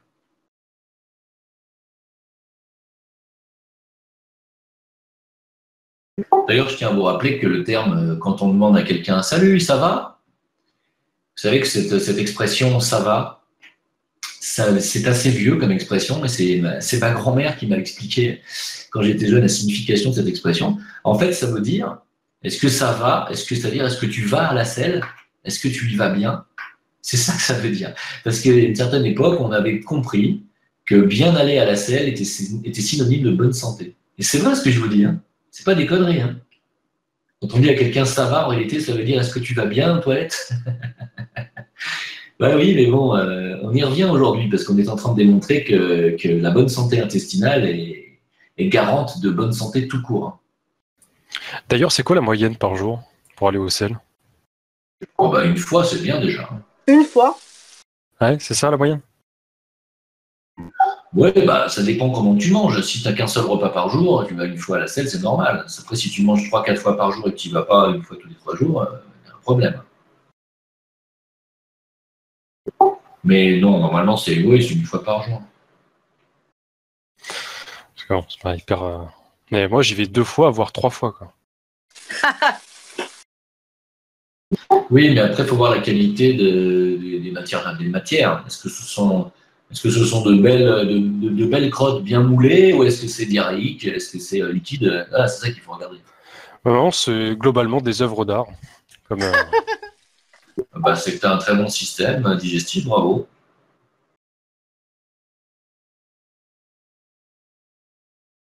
Si vous êtes à table, hein, j'espère que vous ne mangez pas de boudin créole.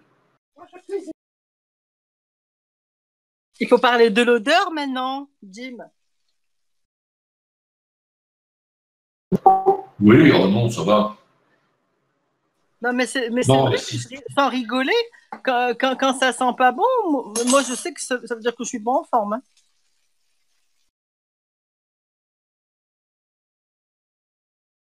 Bah, quand tu as une infection intestinale, ça se sent. Hein. On reconnaît que l'odeur n'est pas normale. Oui. Ouais.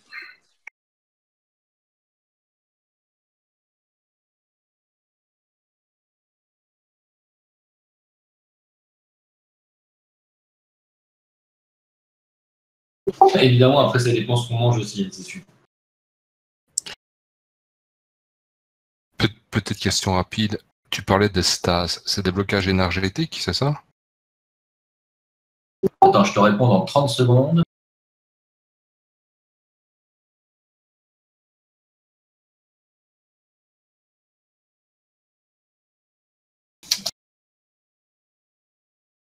Alors, une stase d'énergie, bah, c'est un... Est-ce que tu as vu comment étaient foutus les canaux, ce qu'on appelle les méridiens, les canaux énergétiques? C'est véritablement des canaux, hein. C'est comme des veines en fait. Hein. Ce sont des veines, mais d'énergie. Donc, quand on a un canal qui se bouche, parce que trop d'énergie perverse, c'est parce que mauvaise circulation énergétique, ça crée. Il faut savoir que les points d'acupuncture, qu'on appelle les points qui sont sur les méridiens sont les autoroutes, hein, ce sont les canaux, et on a des gares, en fait, si tu veux. Sur chaque autoroute, on a des petites gares, on a des petites stations, et ces stations, c'est ça, ce sont les points d'acupuncture. Hein. C'est ces points-là qu'on va aller stimuler ou qu'on va aller désengorger. D'accord? Donc, une stase d'énergie, ça veut dire qu'il y a une gare qui est surchargée. Voilà. Et cette gare qui est surchargée, si quelqu'un n'arrive pas à venir faire circuler l'énergie correctement et à libérer la gare, cette gare va se transformer en grande ville, et la grande ville va se transformer en un dépotoir, en fait, et qui va évidemment, sur le plan physique, se manifester sous forme de boules, de kystes, etc., etc. Mais justement, tu dis le mot boule. Quand, par exemple, on doit dire quelque chose à quelqu'un et qu'on a une boule, justement, parce qu'on n'ose pas à le dire et qu'au final, quand on le dit, ça nous libère, c'est une stase aussi, ça, ou pas? Ah oui, on pourrait dire ça comme ça, sauf que ce n'est pas une stase d'énergie vitale. En médecine chinoise, on parle principalement d'énergie vitale. Hein, alors que là, tu me parles plus d'énergie émotionnelle. Ok, et l'énergie émotionnelle, donc elle va faire un certain type de boule, et l'énergie vitale va faire un autre type de boule, alors? On peut dire ça, ouais.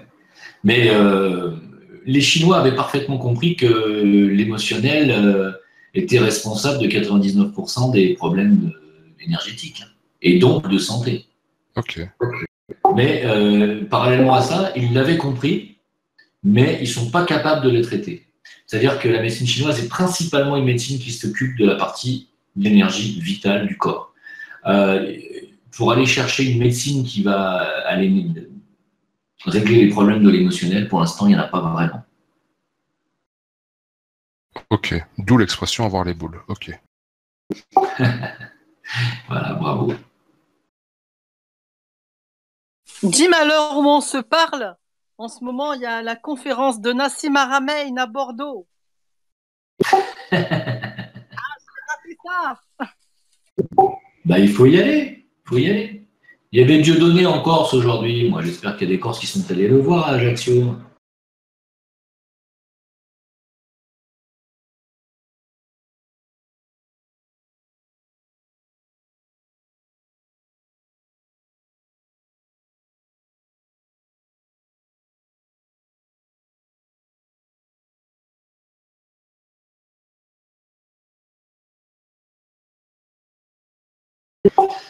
Ouais, mais c'est bien qu'il y ait des scientifiques aujourd'hui qui commencent à parler de tout ça et à révéler des choses, parce qu'évidemment, on ne le dit pas et personne ne le dira dans les médias mainstream.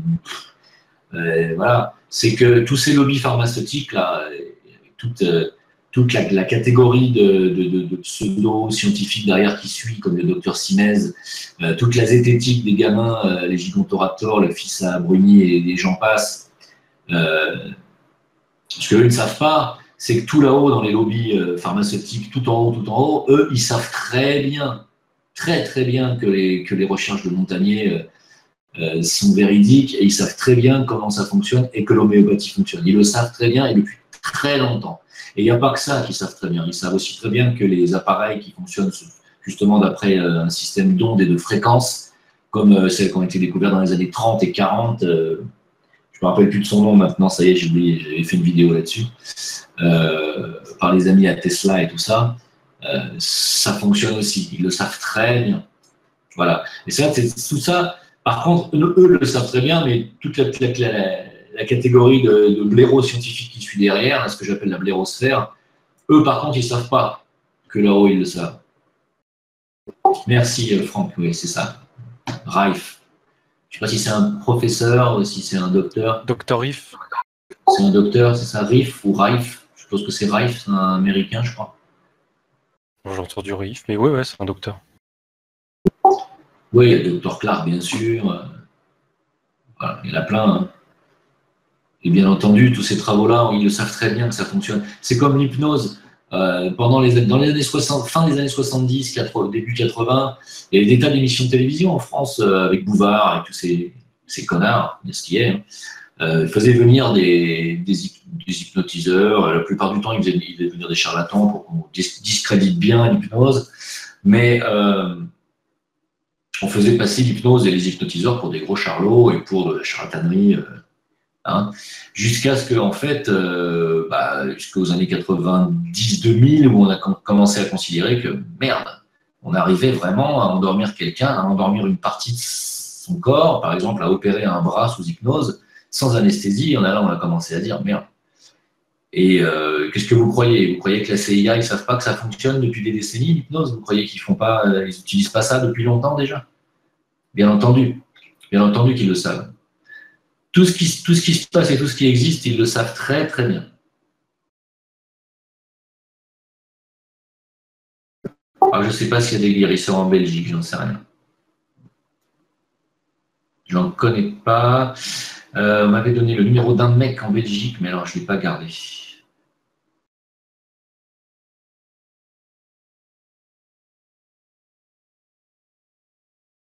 Prior? C'est qui Prior? Je ne connais pas Prior.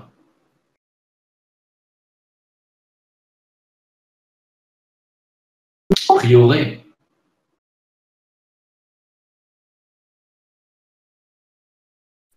Oui. Ouais, ce nom me dit quelque chose, mais je ne connais pas plus que ça. Non, mais il y en a plein, hein, mais bon, voilà, ils se font museler, comme Benveniste, hein, non, on ne parle pas aussi de Benveniste. Hein.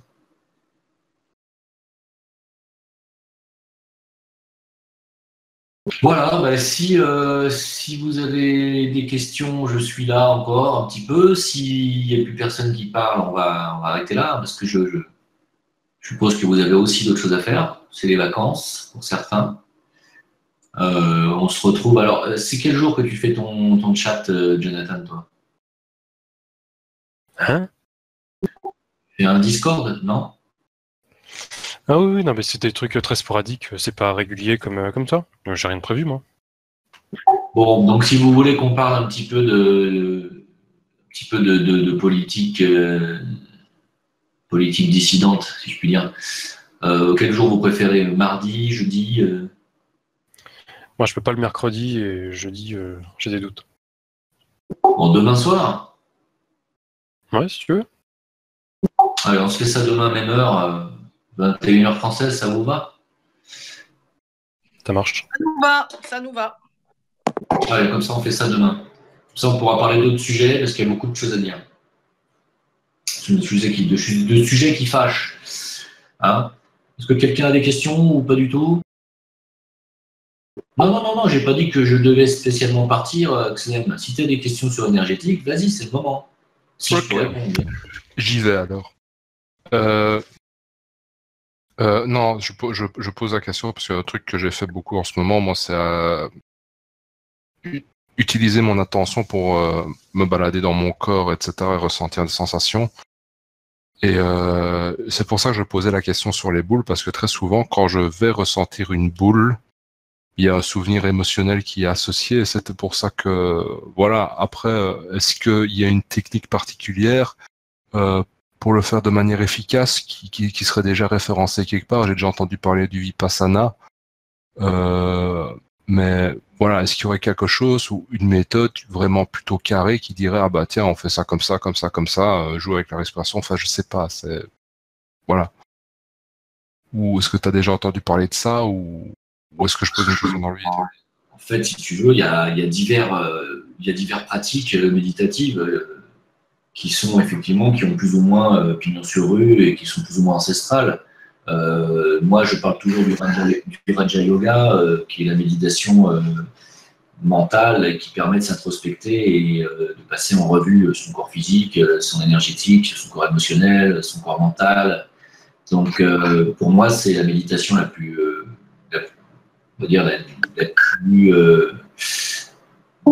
complète qui existe, mais c'est pas à la portée de tout le monde. Il y a des gens qui n'arrivent pas du tout à se concentrer plus de 30 secondes. Ciao Greg, bye bye. Ok. Après, bon, il faut essayer de, comment dire, il faut pas rester. Moi, je pense que en termes de méditation, il faut pas rester tout seul au départ. Je parle du début. Hein. Il faut être guidé. Donc, il faut essayer de tomber sur, de faire des stages par des personnes qui pratiquent déjà depuis un certain temps, qui maîtrisent, parce qu'il faut quand même une certaine maîtrise aussi pour pouvoir diriger les autres. Hein. Donc, il y a des tas de personnes qui sont déjà, qui maîtrisent très bien, qui sont dans la reconnexion totale.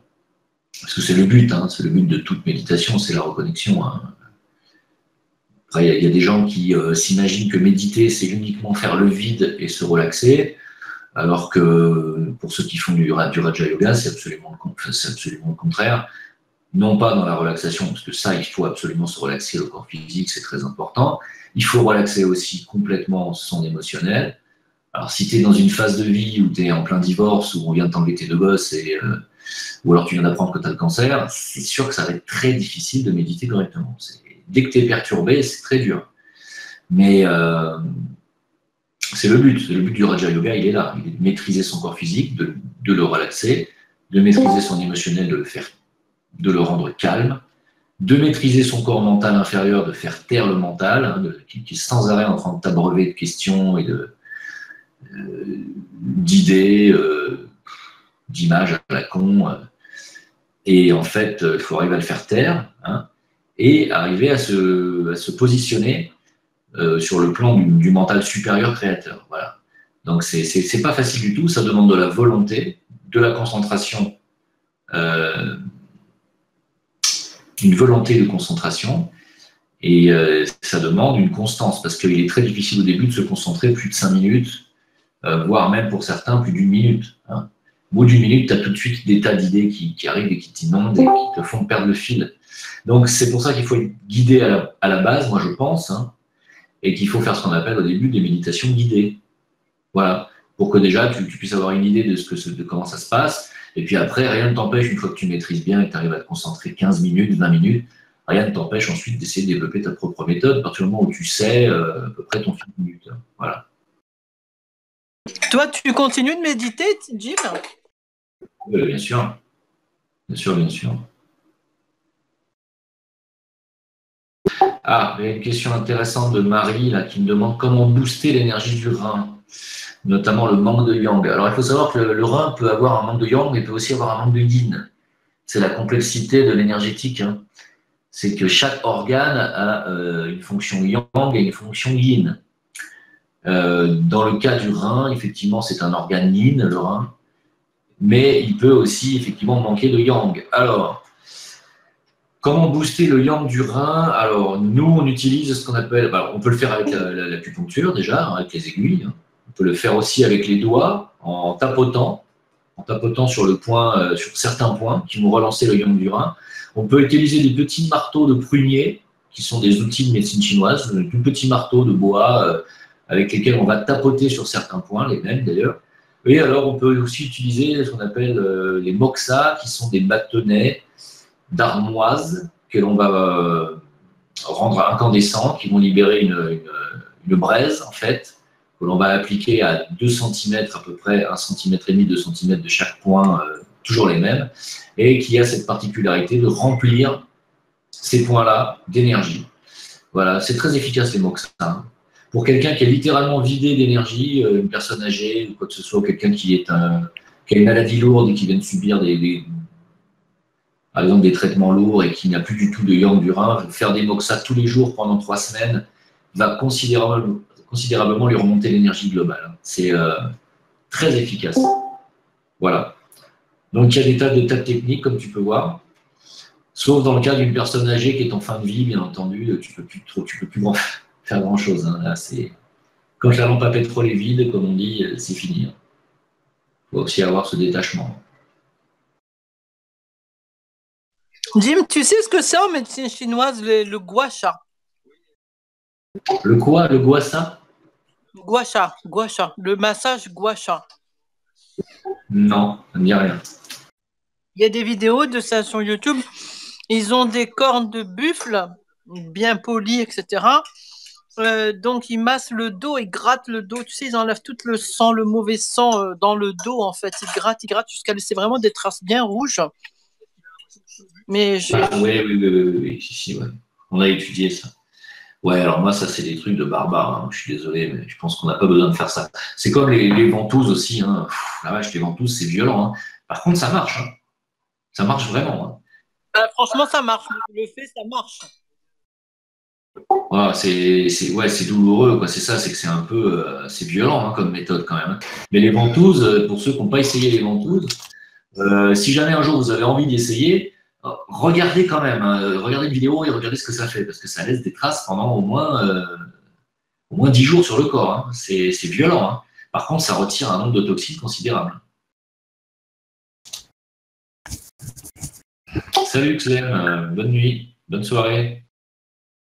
Moi, j'achète les ventouses en silicone en pharmacie de la marque Pure Essentiel. C'est un coffret, en fait, c'est vendu avec son huile Pure Essentiel ou 18 huiles. En fait, à la base, c'est vendu pour la minceur. Mais moi, je l'utilise pour le mal de dos et c'est extraordinaire pour le mal de dos. C'est-à-dire que je graisse bien le dos et puis je passe la ventouse à droite, à gauche, en haut, en bas, en cercle, dans tous les sens. Au début, ça fait un petit peu mal, il faut y aller progressivement. Mais après, ça enlève toutes les toxines. On a vraiment plus de courbatures, plus de mal de dos, plus de lumbago. Hein. Ça enlève les stases d'énergie perverse dans le sang. C'est ça, c'est vraiment ça. Ça nettoie le sang. C'est excellent. Il faut savoir que le sang est la contrepartie physique de l'énergie éthérique.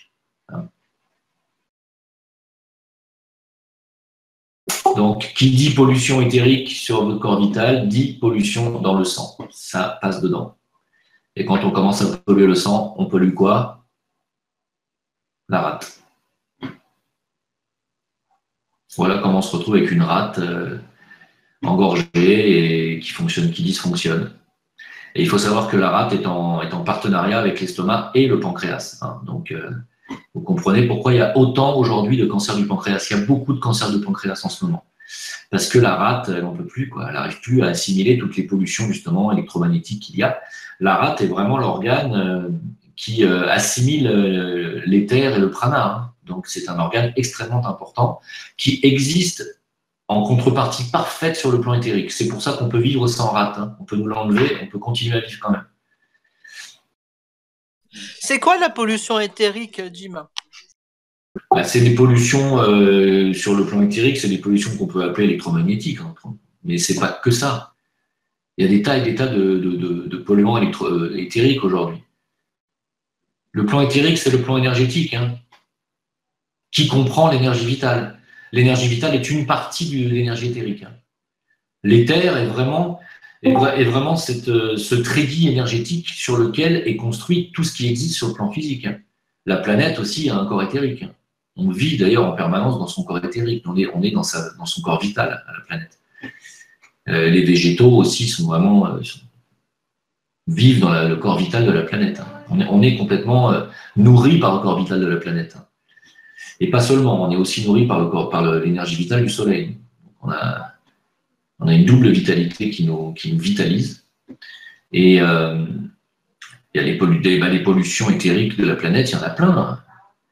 Avec tous ces systèmes justement de pollution électromagnétique qu'on lui balance en permanence, ça déstabilise son corps éthérique. Hein. Et le nôtre. Voilà. Donc, voilà. Est-ce que vous avez encore des questions? Vous voulez que je vous fasse une analyse du match de foot d'hier ou ça va?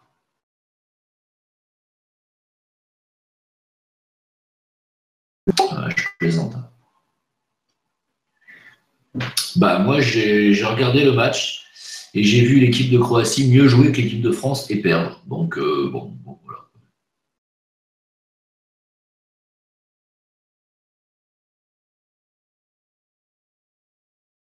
Non, mais moi aussi, je m'en fous complètement. Mais bon, j'étais invité dans un bar et avec plein de gens et bon, j'y suis allé parce que bon, voilà. Et c'est vrai que c'était, moi, j'y vais pas dans ces trucs-là normalement. C'était marrant de voir tous ces gens avec leurs cornes de brume là qui. C'était marrant et puis on a eu droit à Will Survive à la fin en boucle pendant 3/4 d'heure. Bon, qu'est-ce que vous voulez faire? C'est comme ça. Ça fait partie maintenant de la vie des gens. On va pas faire les rabat-joie. C'est bien que les gens soient heureux, quoi. Ce qui est triste, c'est qu'ils sont heureux avec ça, quoi. Bon, enfin, c'est comme ça. C'est déjà ça. Ouais, bah ouais, je sais. Pour les choses sérieuses, il n'y a personne. Mais bon, bah, ça en dit long sur l'âge mental de l'humain. Et ça prouve que quand on me dit mais non, mais Jim, t'es pessimiste, aujourd'hui, il y a au moins 50% de gens qui sont éveillés. Bien sûr. Bien sûr. Toutes les personnes qui étaient sur le Champs-Élysées et qui étaient au Champ de Mars, hier soir, vous croyez qu'elles étaient toutes éveillées, là? Ah, non, pas vraiment, non. Quand on est éveillé, on ne peut pas se réjouir juste une Coupe du Monde de football. C'est pas possible. Je ne dis pas qu'on n'a pas le droit de s'en réjouir, mais on a d'autres priorités. Hein. Voilà. Bon, enfin, ne faisons pas nos rabat-joie, c'était quand même un beau moment national, de joie et de bonheur national, et puis c'est tout. Hein. Bon, je pense que c'est bon pour ce soir, non? Ou vous avez encore des questions ou... Oui, c'est bon, on va pas tout manger ce soir, hein, on va laisser un peu pour demain. Oui, il paraît que l'entraîneur a dit vive la République, c'est vrai. Je pense que c'est Macron qui a dû lui dire de le glisser quelque part, je pense.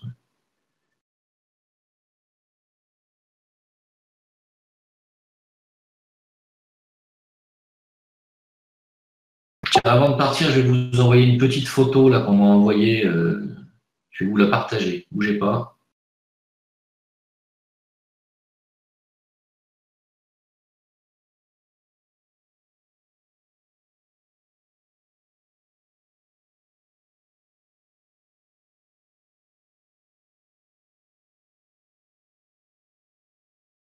Voilà qui va vous en dire un petit peu long sur les réels résultats et les effets secondaires des vaccinations. Voilà. Parce que ça devrait parler. Alors évidemment, il y en a plein qui m'ont demandé, ouais, mais c'est quoi les sources? Ça vient d'où? C'est quelle source et tout? Ouais. Effectivement, c'est pas marqué sur la feuille, mais ça vient d'un laboratoire indépendant, d'une université plus exactement. Je crois que ça vient de l'université de Shanghai.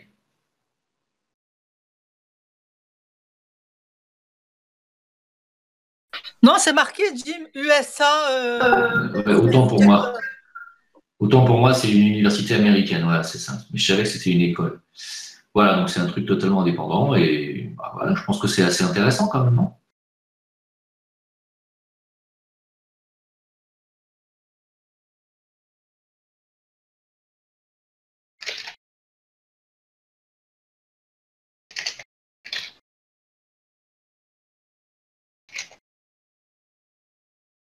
C'est énorme. Sur les maladies chroniques, surtout sur les allergies et sur l'asthme, c'est énorme. Si on a une explosion d'asthme, d'autisme, de maladies chroniques et auto-immunes, c'est principalement à cause de ça. Voilà. Bon, encore une fois, un jour, on le saura peut-être. On aura peut-être la vérité là-dessus, même si je reste un peu sceptique. Enfin, on verra bien. Jim, si on me demande les coordonnées du thérapeute, il faut peut-être passer par toi. Non, c'est pas la peine. Toi, tu as les coordonnées de Marie. Donc. Oui, je peux alors. Bon, d'accord. Ah oui, bah, bien sûr, tu peux. Ça marche. Toi, tu n'y es pas retourné, hein, non? Non, pour l'instant, non, parce que c'était l'été, tu vois, j'ai beaucoup de travail l'été, mais à la rentrée, je ferai un tour. Pour l'instant, déjà, on a eu des résultats quand même, regarde. En une seule séance, surtout, c'est surtout ça qui est intéressant. Savoir que moi, j'ai réussi à lui traîner de force ma mère, qui est venue il y a 3 semaines, j'ai réussi à l'emmener de force. Il faut savoir que ma mère, bon, je parle de ma mère, on s'en fout, est constipée depuis qu'elle a l'âge de 7 ans. Donc, elle a 75 ans. Donc voilà, je vous donne une information personnelle, mais c'est juste pour vous dire ça. Et quand je lui ai pris les poux, avant de l'emmener chez ma thérapeute, je lui ai pris les poux, j'ai vu un gros problème au niveau gros intestin et notamment une infection. Elle a un pouls d'infection, donc je lui ai dit bon bah t'as un truc sur le gros intestin, je m'aventurerai pas, mais je pense que c'est une paratyphoïde.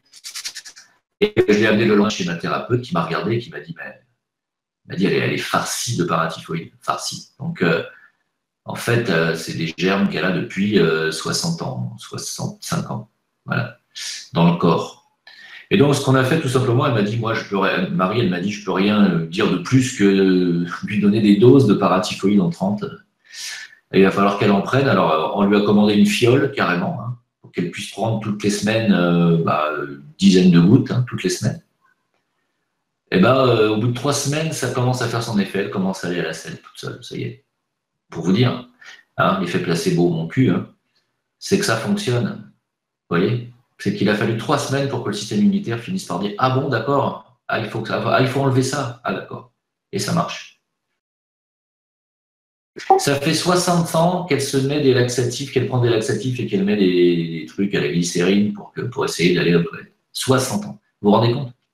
Il a fallu 3 semaines de dose homéopathique pour virer un germe. Phénoménal quand même. Et tout ça en une seule séance, Chafi? Tu disais, Jim, tout ça c'est le hasard. En une seule séance. Ah oui, franchement, en une seule séance. Mais de toute façon, ils ne pourront pas cacher le soleil, comme disent les Arabes, ils ne pourront pas cacher le soleil très longtemps avec le tamis. Inch'Allah. On en reparlera demain du football et de tout ça, et de la nouvelle religion qui est devenue le foot. On va en parler demain. Non, paratyphoïde. Paratyphoïde. Il y a la typhoïde et la paratyphoïde. Voilà. Ce sont des germes, c'est des saloperies, c'est des germes intestinaux. Voilà. Que tout le monde a maintenant. J'ai eu même en France, maintenant, 9 patients sur 10 sont atteints de germes intestinaux. Voilà, c'est pour vous dire à quel point on est pollué. Jim, quand je vivais en Algérie, à l'époque, on parlait souvent de la fièvre typhoïde. Ouais, bah, la paratyphoïde, c'est un dérivé. C'est un dérivé. La typhoïde, c'est un germe intestinal, et la paratyphoïde aussi, et qui, d'ailleurs, le plus souvent touche la sphère ORL.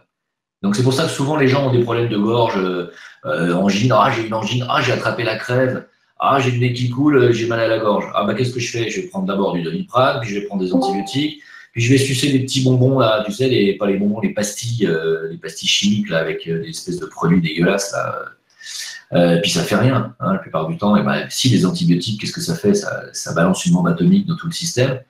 Donc ça finit par fonctionner une fois, 2 fois, 10 fois, puis un jour ça fonctionne plus du tout parce que le système immunitaire il n'a plus l'habitude de réagir puisqu'on lui donne des antibiotiques à la place.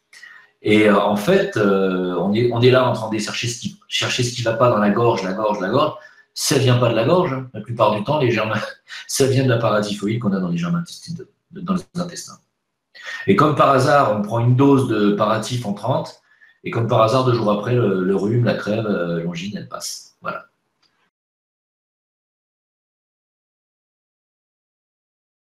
Ouais, on en est loin de tout ça. Avec notre médecine chimique, on est loin de comprendre. Très, très loin de comprendre.